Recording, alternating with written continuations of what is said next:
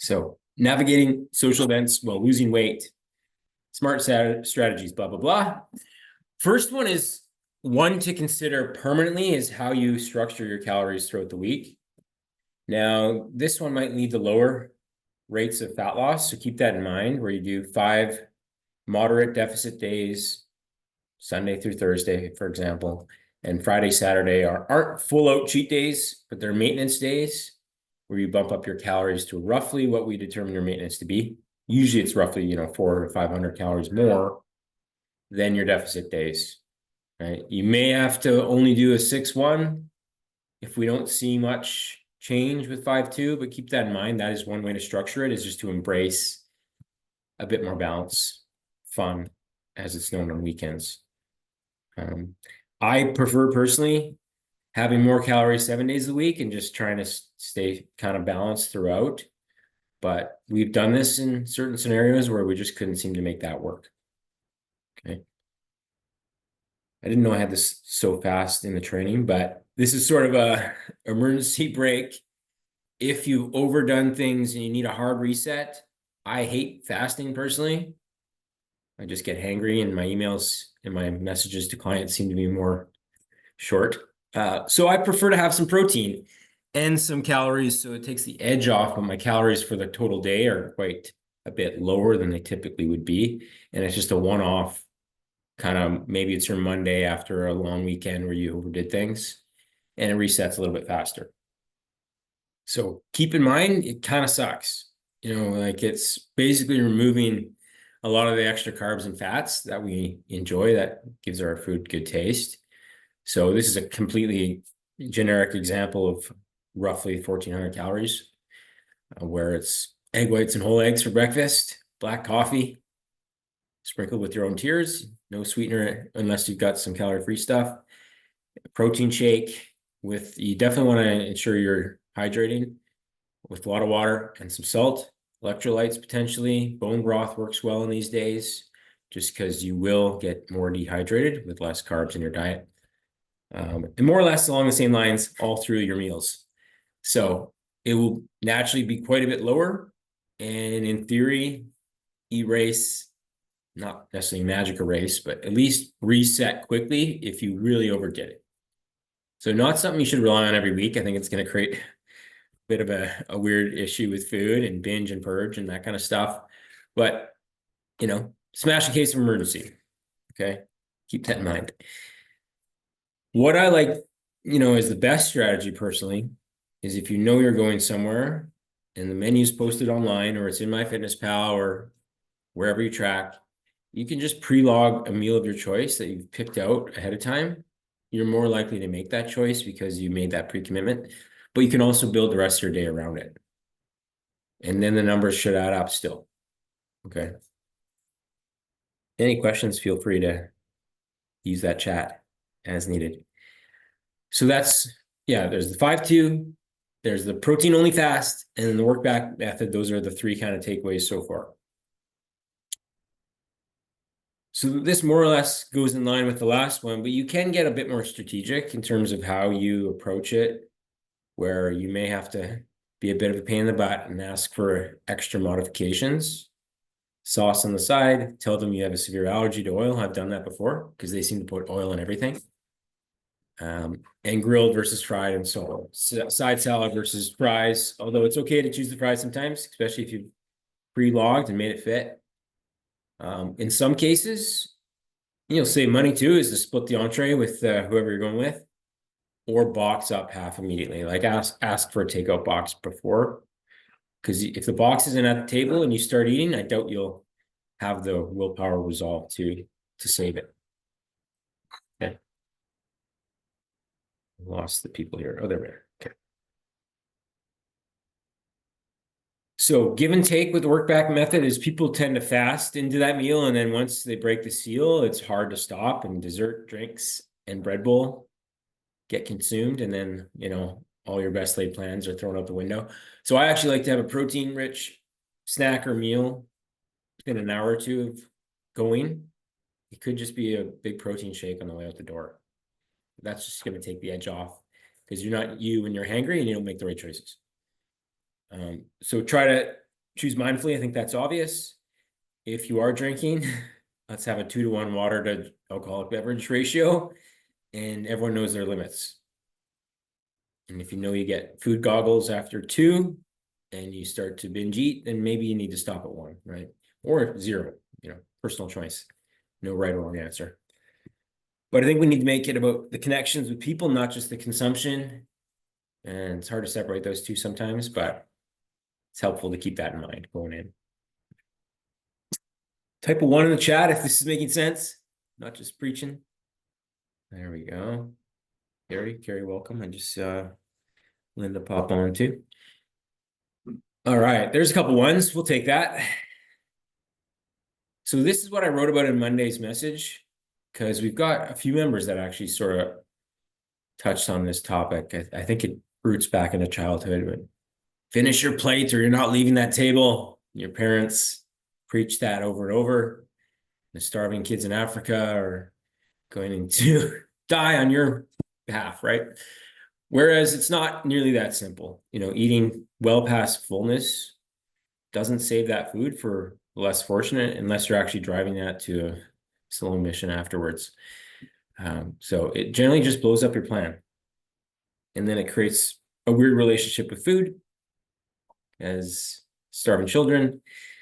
Again, so saying no thanks to seconds without guilt, trying to honor your hunger cues, eat a bit slower, and you'll kind of get that 80% fullness. Whereas if you wolf it down, sometimes that hunger cue is delayed, and then all of a sudden we're just full as can be. Okay. So I know a lot have issues with parents being the ones that are almost feeling disrespected if you say no.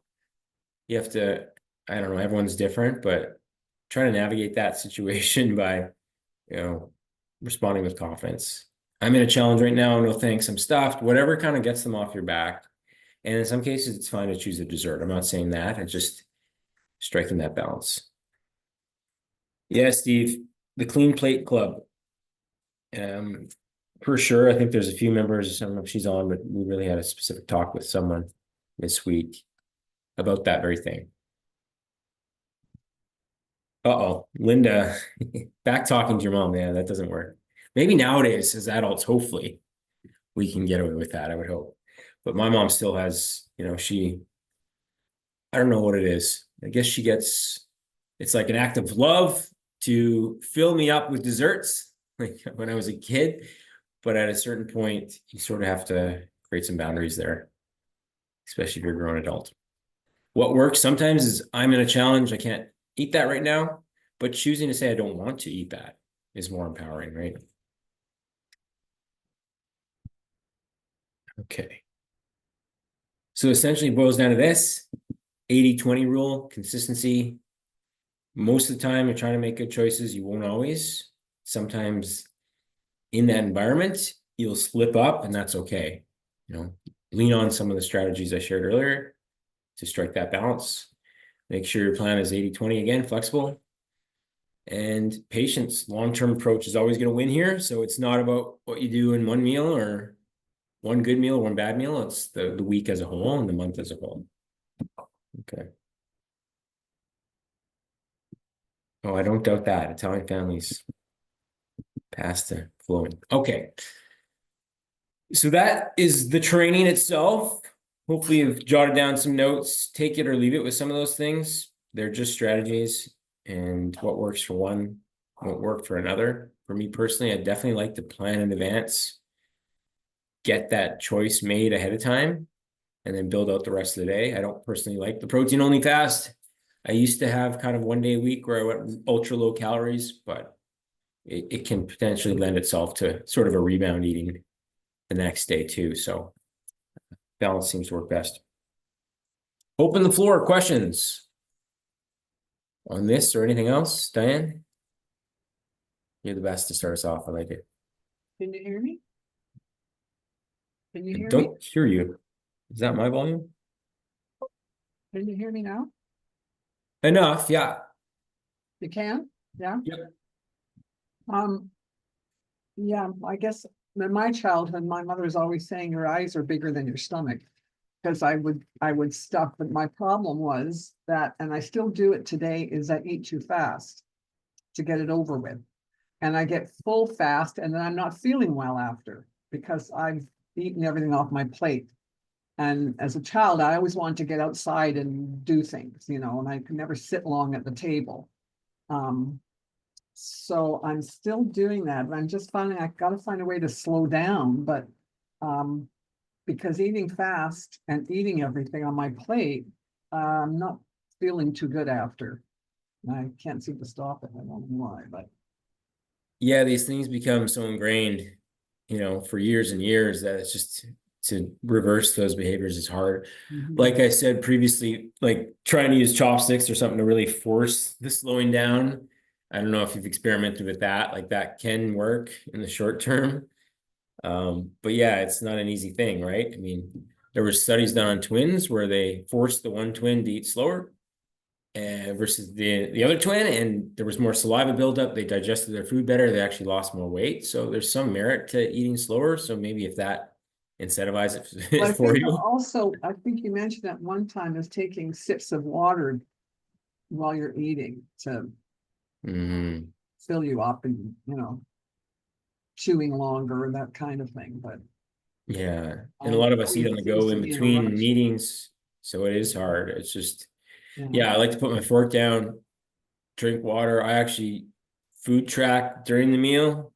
That's hard, but that forces me to slow down. I don't do it prior. I do it while I'm eating. But everyone's got to kind of find their systems. Irene uses teaspoons and dessert forks. Oh, smaller utensils first. Yeah, smaller plates along the same line there. Good. Anyone else on that topic? Otherwise, we can answer a few from the chat. Sandy says, when you are at an event and need a little bit of this and a little bit of that, how do you record it? Yeah, it's kind of an imperfect science, right? So you should be able to visualize a rough idea of how many grams of chicken is on the plate or what portion of it you eat, and then just log the portion you eat, right? So you won't know exactly what's in everything, but try to get as close as possible and then add probably a 15% buffer over top of what you think it is. Sadly, that tends to be, Abby, you kind of were the first one to introduce me to that. The little extra tax for eating out because we can assume the worst in terms of added oils, butters, and so on. Does that answer your question? Sorta. You feel free to follow up if you have anything more specific on that. Because you're talking about like an event where they provide a meal, and you haven't ordered it yourself, and it's a fixed portion for everybody. Is that more in charity event, for example? Is that what you're talking about?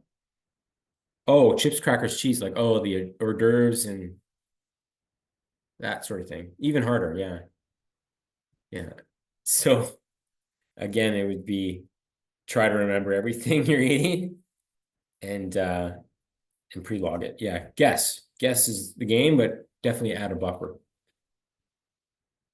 Here's a good example.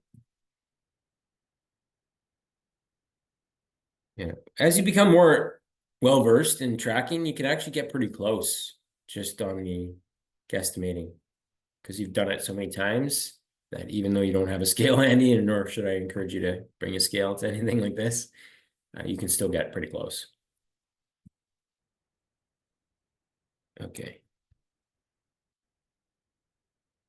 Good stuff. Any other questions? You're all pros at weekends. Okay. Well, we'll see when we look at your food logs. Guess the weight of 12 chips. Not much. I've seen that viral video of the guy putting one chip at a time on the food scale and then eating it. It doesn't count because it's so light. Yeah, 12 chips would have a little weight to them, but not much. Any guesses? One ounce? Calories are a lot more for sure than the weight. What's the answer? We're all waiting.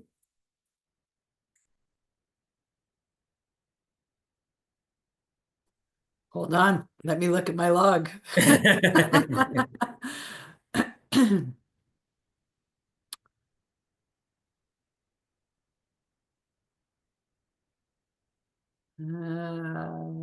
Depressingly low, I imagine. Well, Calorie dense. yeah, 18 grams of Hawkins cheesies is 100 calories. It's my that and Mrs. Vicky's salt and vinegar chips. Oh yeah. There's actually less calories in the potato chips than in the Hawkins cheesies. Hawkins cheesies should just be banned. Yeah, and you're not going to eat 18 grams worth. That's a depressing small It amount, is.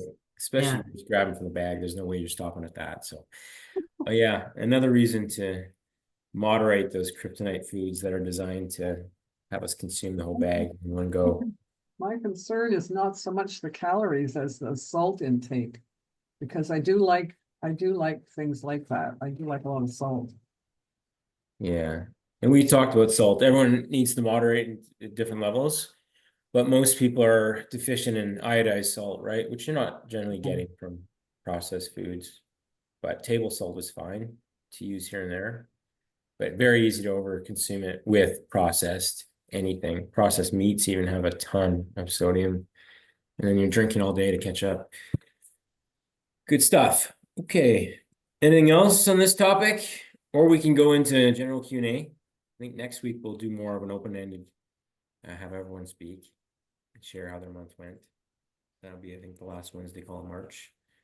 And that's a helpful thing to do, but for now, discipline, yeah. Willpower and discipline. I don't have abundance of either. So systems always work best for me, and environment control, try not to have those things within your earshot or eyesight. You know, doesn't always work, but that's certainly my step one, is to control the environment. Okay. Good.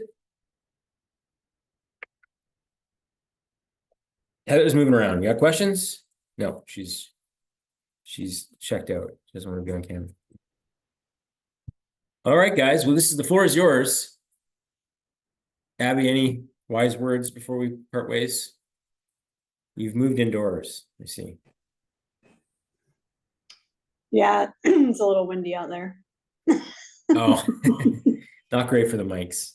Yeah, I don't have my headphone. I didn't have a headphone, so parting ways. No, I mean, I think you nailed it on explaining everything about the weekends, and ultimately it's always a choice that we have to stay on track or not. And you know, I always say what helps me is like trying to formulate some type of normalcy on the weekends, just like I would during the week. So I train on the weekends typically to keep consistency there, and that makes me improve my choices just subconsciously. And then I also kind of stick with my regular meals earlier on in the day, and so then that also, you know, I still fulfill my nutrition requirements on the weekends, and I always try to do that. So yeah, I just think like planning ahead of time is ultimately, you know, the key, or like just from a subconscious, you know, effort, we think about routine during the week. It's like, can we keep something or certain things on the weekend that just automatically we divert to a better decision or behavior? You know, if we have like a really great breakfast, or we train, you know, first thing in the morning, you do your workout first thing in the morning, like potentially that might just get you to stay on track a little bit better over the weekends. Because I mean, everybody on this call knows that results are either won or lost in the weekend. It's just, it is what it is. So we have to figure out, how are we going to change that? How are we going to manage that? How are we going to, you know, default to whatever system works for us? And yeah, so that's my mic drop. Yeah, there's some real science between like sticking to your workout plan and better adherence to your nutrition. I don't know if it's an actual biological reason, or if we just mentally think, okay, I got my workout in, I'm not going to waste that by, you know, blowing out my diet now. So I do like to have a weekend workout. Yep. Saturdays, whether it's hockey or strength training, for sure. And yeah, otherwise you fall in that trap of 2 steps forward, 1 step back, and then it's marginal gains or losses after. each week, because it does make up 40% of the week. Yep. If you include Friday through Sunday. So that can absolutely throw you off if you just completely abandon the plan those 3 days each and every week. Yeah, the sooner you get to maintenance, the sooner you can loosen up a bit of the reins. But yeah, to lose fat, to be in a calorie deficit requires restriction, more or less, Mhm. at times, and that's just the deal. Yeah. Yeah. But also I mean, essentially you still need to eat the same way, whether you're in maintenance, whether you're building muscle. It's really more about the amounts, and you can be a little bit more flexible. So I mean, I don't want people or clients to think that once they get to maintenance, okay, I don't have to do this anymore. It's no, we still like do the things that we're currently doing. We still eat the same way. We can just have a little bit more flexibility in terms of that. So yeah. Yeah, and that's why the track record of diets is so poor, because Mhm. you dial in unsustainable behaviors for 3 months Yep. and then stop, abandon on day 91, rebound so quickly back to where they started, right? Yep. So there's two parts to that: having a maintenance plan and a proper exit strategy, but losing weight the right way in the first place, Correct. not crash dieting, not eating protein, not strength training, because half the weight you lose will be the good stuff, and then your metabolism's compromised. I keep, preaching that message because so many people ask about scale weight all the time. So keep that in mind. You're in the right place when it comes to the process, but there has to be a proper exit strategy too. And it doesn't look a whole lot different, unfortunately. More calories, that's about it. Okay, awesome. And that kind of boils down to that identity change that has to happen. Yeah. Foundation. People that are fit throughout the year are, sticking to their plan somewhat on weekends. And those who are off and on haven't fully made that shift to, I'm a healthy and fit person. I make XYZ choices no matter what or who people are around me.